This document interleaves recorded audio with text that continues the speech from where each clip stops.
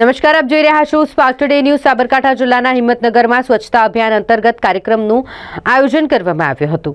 ગઢોડા પ્રાથમિક શાળા નંબર 2 માં સ્વચ્છતા અભિયાન અંતર્ગત સંવાદ કાર્યક્રમ યોજાયો।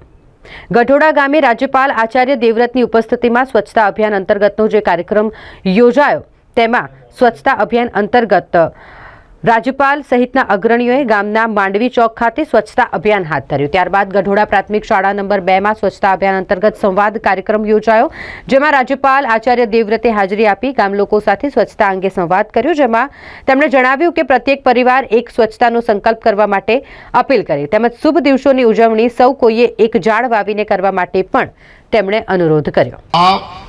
जो माननीय प्रधानमंत्री जी ने पूरे देश में एक मिशन चला स्वच्छता अभियान, दुनिया के ऐसे देश जो अपनी स्वच्छता और पवित्रता के कारण ही धन कमाते हैं, दुनिया वहां देखने जाती है कि वो कितने साफ सुथरे रहते हैं, तो हम क्यों नहीं रह सकते।